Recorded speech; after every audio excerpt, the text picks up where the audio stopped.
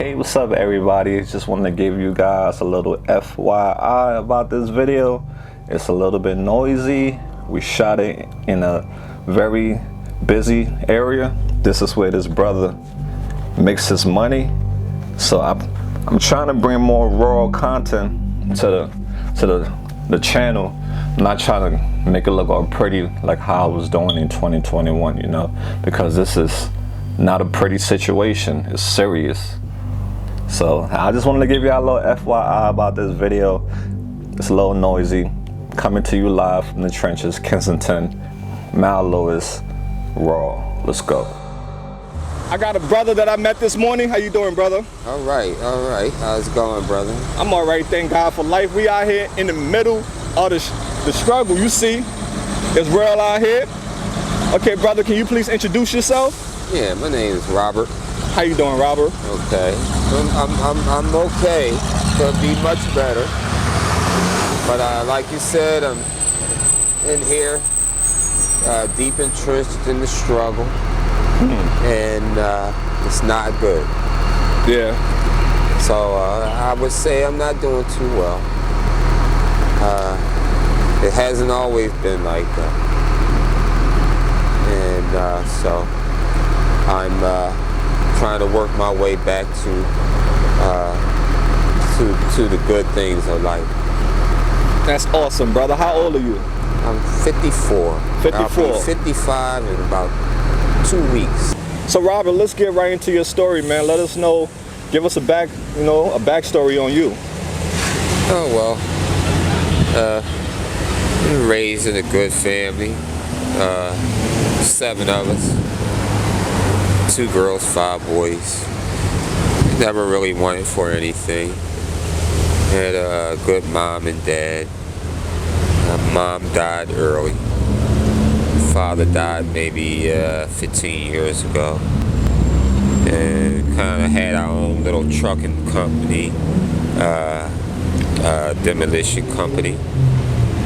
And so I came right out of high school driving trucks, and I've been driving trucks ever since for about over 35 years.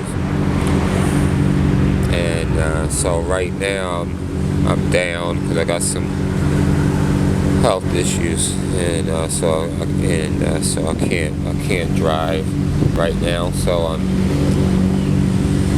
looking to get some disability benefits going on. So, but right now, until then, you know, I'm out here panhandling, which is embarrassing to me. But I gotta do what I gotta do, and so that's where I am right now. I'm sorry you're having a rough time in life, Robert, and I pray you can get the strength to pick yourself back up and get to doing the things that you love doing. Well, I was struggling with crack and opiates, beer, and alcohol. Yeah, beer and alcohol, opiates, you pills or heroin, and cocaine, even crack or cocaine or whatever. But at this point, all I do is I drink a little bit, smoke cigarettes. And so I've been clean off the other stuff. What maybe I would say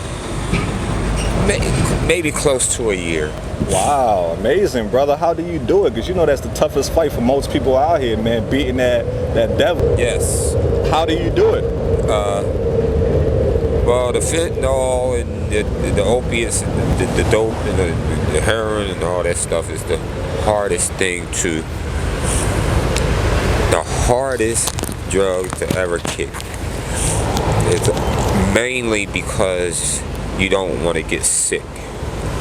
That's the main reason. People tend to think it's a mental thing, and it's not. It's definitely a physical thing, but I overcome that. And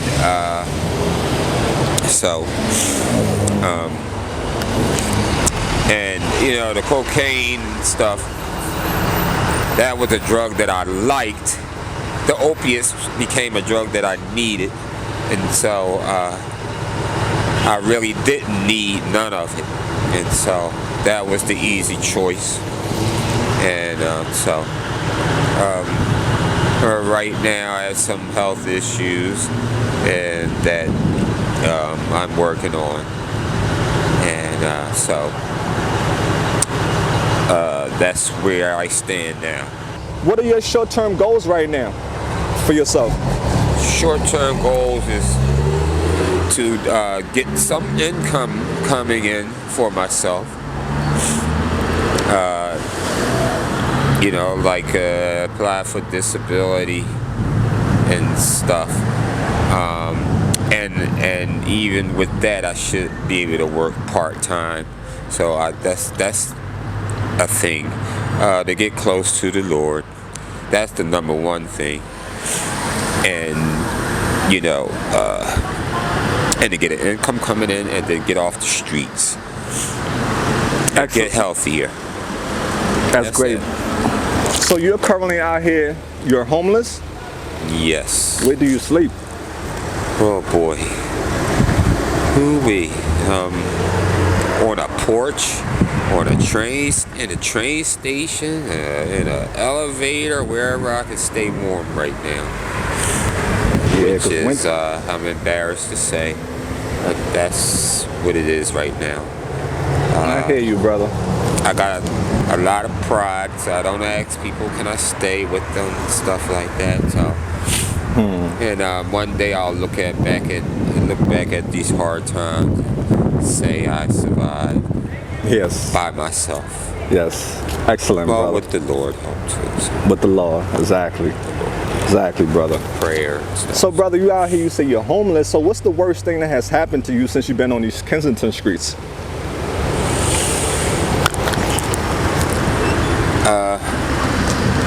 The worst thing? Yeah, the worst thing that happened to you. The weather. The weather. Talk about it. It's really not a lot to talk about. When it snows, it's cold. You're wondering where you're gonna stay, how to keep warm. You're wet. It's depressing. It's just. I OD'd one time down here, so I almost died. So I could say that's the worst thing. And thank God, God wasn't ready for me to leave yet. Amen, brother. So I see you got your whole, I guess all your belongings, man. Damn, that must be tough traveling with that, huh? Tell me what it's like. It's tough. I was just thinking about it. It's tough lugging that stuff all around. There's nowhere that I can put it. If I turn my head, it'll be gone. And that's happened several times. So, it's not much. I got some clothing in there, some blankets, and stuff, and then toiletries and stuff like that. Actually, I have to go to the laundromat today, as I see if I can get some funds, but I gotta wash almost all of that stuff. So. Wow. And you see the life. This the life of the vulnerables, the ones who, society look down upon. Brother, how do society treat you? Those who are down on their luck, experiencing rough times, how do the world treat you? Me, myself, as I stand out here,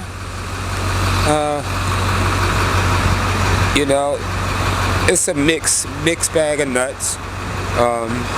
I hate to say this, but my people treats me the worst. My black people treats me the worst. I'm gonna just put it just like that. How do they treat you? And they look down upon you. They don't want nothing to do with you. They look down upon you. They turn their nose down at you. Where it's though, maybe another race, white man or Puerto Rican, they're more sympathetic and willing to help you. I have panhandling out here. I have had several people jump out of their cars, give me stuff, not just money, and but things that I need, and even prayer, where a black person or pull up to me and put 3 pennies in my hand and pull off laughing, or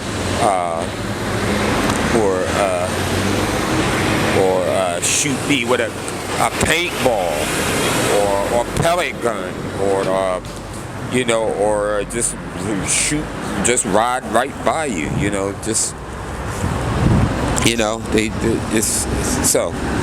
that's how society been treating me. I'm sorry about that, brother. So, brother, if you had a message to send to the world, what message will you send? Help one another any way the person needs it, not what they want. Help others in what they need, not what they want. Excellent. My mother used to tell me I was going to be the first black president. Wow. So that was the expectations that I had from my parents. That's what I mean. My father thought I was, had a very good work ethic. Right. And but here I go. And So, brother, thank you so much again, for, helping to make a difference in the world. And I pray your situation change for the better, okay? Yeah. So is there anything that you're in need of that, we can help you with? Any resources, any clothes or anything like that? Definitely some shoes. Okay, shoes. What size you wearing shoes? 13. And what about 13, clothes? And clothes, thermal underwear, clothing. Okay. And that's what I need. Mm-hmm. And of course some funds. Gotcha. Trying to get around, doctor appointment, or wherever, or laundromat or whatever. It's a little difficult. Yeah. And sometimes the bus driver don't let you on and stuff. But yeah, it's not easy. And then for food too. And that's about it. As far as I can think of right now. Got you. Okay, I'm trying to get all my identification back. Birth certificate, social security card, my ID, in which I used to be a truck driver, a CDL license. But that's tied in with my ID, so they're not allowing me to get my ID because I owe like $100 and something of tickets for my CDL license. Gotcha. And that shouldn't be. So something needs to be done about that. Right, exactly. See? And you see this brother got the cross on him, so God is with him. All the stuff that he's going through, the Lord is still, God got his back. All right? So thank you so much for your story again, brother. AML family. And we out there, brother. God bless, all right? Yep, God bless you. All right, brother. See you again, man. All right, brother. Yeah, so there you have it. That's sad. If you watched the video to the end, I truly appreciate you, because it was not easy. But yeah, this guy Robert, drugs is what led him down the road of homelessness.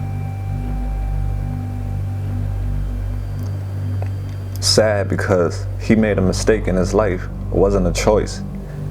He never thought he was going to end up like this. So that's when people say, oh, you made a choice, this, that, and the third. No, people made a mistake. A choice to me, my perspective, from my lawyer's view, because I'm big on perspective. I see things totally different from how other people see things. To me, choice is green, blue, yellow. 1, 2, 3. That's a choice. But this brother made a mistake. Go back down memory lane before he got into this situation that he's in right now. If he would have saw himself like before he got to this point, he would have never chose this life. anyone who choose this life, something is wrong with you. So he never chose this life. He made a mistake. A mistake put him out here. And we all should learn from that. But you see his situation, he made a mistake, but he's still paying for that mistake. His own kind, sad. Don't see him as a person who, at his lowest point in life,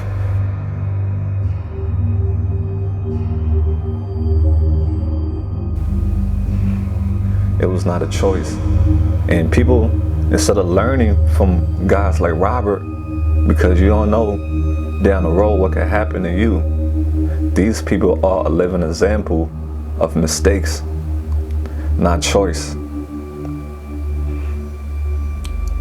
Now he stopped the drugs, because the drugs is what led him down the road of homelessness. He got health issues and everything, so it's tough. He can't smile. He's embarrassed. What can you smile about living this life? It's nothing to smile about. It's an unhappy life. And instead of, us as the world is one, and we are one people. But in this world is so many different countries and places you can go, just like how there's people and personalities. But we are all one, and we're supposed to love each other as brothers and sisters and help each other when we are down. And you heard what he said.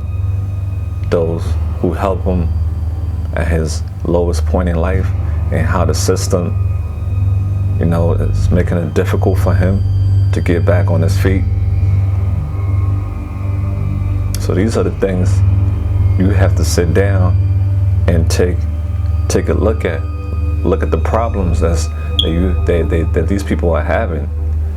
Just because you haven't experienced drugs, God bless you.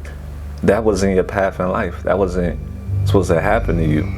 Something else supposed to happen to you. We all got some type of struggle. Nobody is perfect. So you just have to change your perspective, your view on things, on how you see the frame. This is just my 2 cents. Again, what I see and what I have experienced, my own struggles, so I can relate.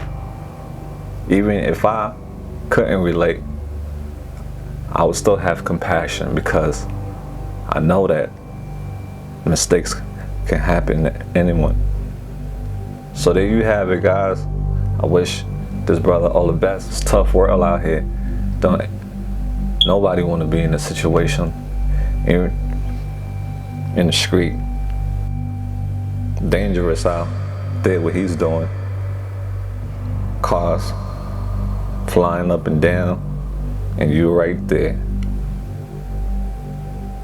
It's a deadly game. You can get hit.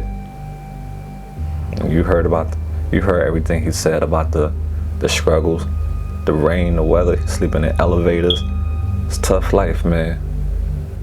Humans, let's love more. The future.